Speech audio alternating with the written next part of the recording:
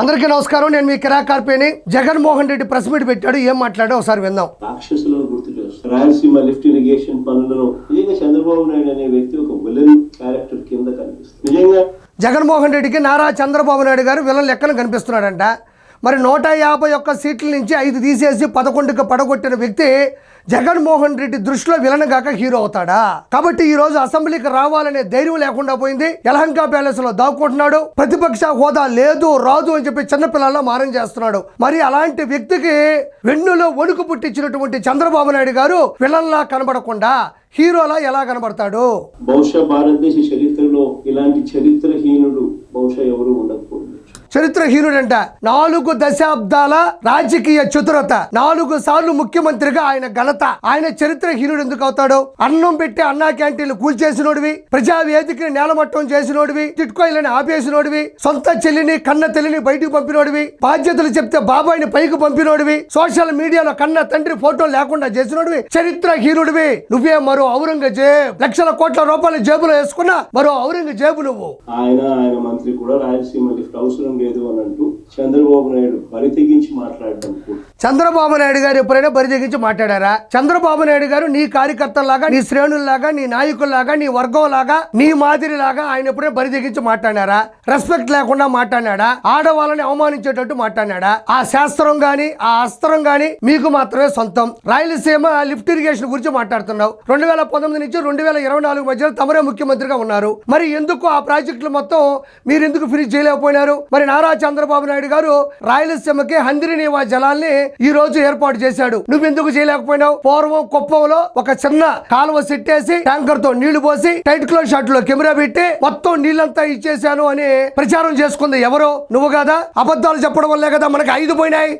స్వలాభం కోసం ప్రజలకు ఎంతటి ద్రోహమైనా కూడా, ఎంతటి మోసమైనా చేయడానికి చంద్రబాబు నాయుడు అనే వ్యక్తి వెనకాడడు. తన స్వార్థం కోసం పిల్లనిచ్చిన మామను ఎన్టీ రామారావునైనా వెన్నుపోటు పొడుస్తాడు. తన స్వార్థం కోసం చంద్రబాబు నాయుడు జన్మనిచ్చిన సీమను కూడా ఏమాత్రం హెసిటేట్ చేయకుండా ఈ రోజు నారా చంద్రబాబు నాయుడు గారు వెన్నుపోటు పొడిచాడు అంటున్నావు. 1995 సెప్టెంబర్ 1వ తారీఖున నారా చంద్రబాబు నాయుడు గారు అప్పటికే ఉన్న పార్టీలో అప్పటికే గెలిచినటువంటి శాసన సభ్యుల ఆధారంతో వాళ్ళు ఇచ్చినటువంటి మద్దతుతో ముఖ్యమంత్రి అయ్యారు. దానికి నువ్వు నీకు సంబంధించిన వాళ్ళు సోషల్ మీడియాలో దశాబ్దాల కాలం నుంచి చెబుతున్న ఒకే ఒక మాట, నారా చంద్రబాబు నాయుడు గారు శాసనసభ్యుల్ని కొనేశాడు, పార్టీకి మోసం చేశాడు అంటున్నావు. మరి 1995 సెప్టెంబర్ 1వ తారీఖు అప్పటికే గెలిచిన శాసనసభ్యుల మద్దతు అయ్యాడు కాబట్టి అంటున్నావు. మరి వెంటనే వచ్చినటువంటి 1999 ఎలక్షన్స్ లో 294 సీట్లున్న అసెంబ్లీ ఎలక్షన్స్ లో ఉమ్మడి రాష్ట్రంలో ఆయన 180 సీట్లతో మళ్ళీ తిరిగి ముఖ్యమంత్రిగా ఎలా అసెంబ్లీలో కూర్చున్నాడు?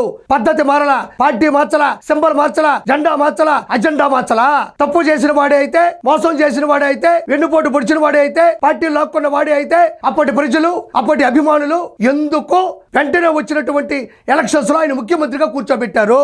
జరిగింది అతి దారుణం. కారణం ఒకటే దారుణం, అత్యవసర పరిస్థితులు, అనివార్య కారణాలు. చంద్రబాబు నాయుడు పరిస్థితి ఏంటంటే ఓటుకు కోట్ల కేసులు ఆడియో వీడియోలతో అడ్డంగా దొరికిపోయిన చంద్రబాబు నాయుడు గారు నోరు మెదపలేని పరిస్థితి. నిజంగా ఈ ప్రాంతపు రైతన్నులు ఏదో గుడ్డగాల్చి మొహానేస్తే మసిపూసుకుంటారు అనేది ఎప్పటికీ జరగదు. నారా చంద్రబాబు నాయుడు గారు ఎప్పుడూ కూడా శ్వేతపత్రం, అది మచ్చలేనిది, మరకలేనిది. నీ మాదిరిగా 32 అక్రమాస్తుల కేసులో 16 ఏళ్ళు చెప్ప కూడా ఆయన తెల్లా. నీ మాదిరిగా సొంత తల్లి మీద ఏదో మార్కెట్ లోనో ఏదో ఏందదే, నీ మాదిరిగా ఏదో ఆస్తుల్లో పర్సంటేజ్ తగ్గిందని పాలిచ్చిన తల్లిని రోడ్డు మీద పడేలా, పసుపు చీర కట్టుకుందని సొంత చెల్లిని మీద దుర్భాషలు ఆడించలా, బాబాయ్ తండ్రి తర్వాత తండ్రి లాంటి బాబాయిని పైకి పంపించలా. దురదృష్టం ఏమిటంటే మా ప్రభుత్వం రాకపోవడం, ప్రభుత్వం మారిన తర్వాత ఈ ప్రాజెక్టుకు దురదృష్టకరం ఏంటంటేనంట ఈయన ప్రభుత్వం రాకపోవడం అంట. అది అదృష్టం కదా. నువ్వు ఎవరిని వదిలిపెట్టావు? తల్లి, తండ్రి, గురువు, దైవం. తల్లిని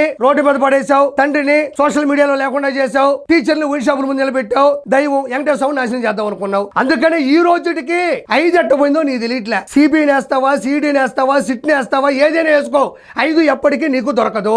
మళ్ళీ చంద్రగ్రహణం పట్టింది. రహస్య ఒప్పందం చేసుకుని రాష్ట్రానికి చంద్రగ్రహణం పట్టింది కేవలం జగనాసురుని వధించడానికి, రాజకీయాల నుంచి తప్పించడానికి, నీ నుంచి ప్రజల్ని కాపాడడానికి. చంద్రగ్రహణం అనేది చాలా గొప్పది. దాని గురించి ప్రజలు ప్రత్యేకంగా మాట్లాడుకోనక్కర్లేదు. ఒక బకాసురుణ్ణి, ఒక నరకాసురుణ్ణి, ఒక రావణాసురుణ్ణి కలిపి కాంబో చేస్తే అదే నువ్వు, అదే నీ చిక్కటి చిరునవ్వు. రాయలసీమకు తీరని అన్యాయం చేశాడు చంద్రబాబు నాయుడు. కేవలం జగన్ కి ఎక్కడ క్రెడిట్ వస్తుందో. జగన్మోహన్ రెడ్డి వేసినటువంటి ఈ జోక్ ని దయచేసి పగలబడి నవ్వండి. దీన్ని షేర్ చేయండి, లైక్ చేయండి, కామెంట్ చేయండి, దీన్ని వైరల్ చేయండి. జగన్మోహన్ రెడ్డి క్రెడిట్ వస్తాదని చెప్పేసి చంద్రబాబు నాయుడు గారు భయపడి ఆయన చేసిన పనులు కొనసాగించట్లేదంట, అసలు పనులే చేయట్లేదంట. మంచి జోకేశాడు. దయచేసి దీన్ని స్టేటస్ గా పెట్టుకోండి. ప్రాజెక్టును కూని చేసే కార్యక్రమంలో చంద్రబాబు నాయుడు ఏకంగా కత్తి పెట్టుకుని కూని చేశాడు. అయ్యా చంద్రబాబు, నీవు అసలు మనిషివేనాయా? నీకు అసలు ఆయన మనిషి కాదయ్యా. మేం చెప్పేది కూడా అదే. ఆయన మనిషి కాదయ్యా. మనిషి రూపంలో ఉన్న దేవుడు.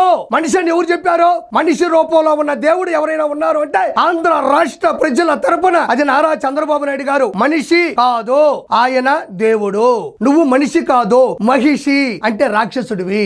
కన్ఫ్యూజన్ క్రియేట్ చేయాలనే ఉద్దేశంతో ఈ పెద్ద మనిషి చంద్రబాబు నాయుడు గారు ప్రజలు ఏడ గమనించారో లేదో, మొన్నేమో ఆర్కే రోజా చంద్రబాబు నాయుడు గారిని గురించి మాట్లాడుతూ గాడు అనింది. మళ్ళీ జగన్మోహన్ రెడ్డి కూడా గాడు అనడం మొదలెట్టాడు. అంటే ఇక్కడ జగన్మోహన్ రెడ్డి గురించి మనం కొంచెం బాధపడాలా, భయపడాల్సిన అవసరం లేదు. అతనికి సంస్కారం లేదు, చదువు లేదు, బాధ్యతలు చెప్పేటువంటి తల్లి దగ్గర లేదు. పోనీలే అన్నయ్య, ఎందుకు ఇలా మాట్లాడుతున్నావు అని చిన్నపాటి సలహాలు ఇచ్చే చెల్లి కూడా లేదు. మనిషి ఎలా తయారవుతాడు? నా అనుకున్న వాళ్ళు, రక్త సంబంధం ఉన్నవాళ్ళు దగ్గర లేకుండా ఉంటే ఎలా తయారవుతారు? ఇలా తయారవుతారు. ఒక ప్రజాస్వామ్యంలో ఒకప్పుడు ముఖ్యమంత్రిగా పనిచేసావు, ఇప్పుడు ప్రతిపక్ష నేతగా ఉన్నావు. నువ్వు ఎలాంటి మాటలు మాట్లాడుతావు అన్నది కూడా నువ్వు కంట్రోల్లో లేవు అంటే నిన్ను డిలీట్ చేసే అవకాశం దగ్గరలోనే ఉందని మరోసారి కోరుతుండా. నువ్వు మా నాయకుడిని పట్టుకుని గాడు అన్నప్పుడు తిరిగి నేను అదే పదాన్ని నీ మీద మాట్లాడడం అనేది నాకు ఎంతసేపు?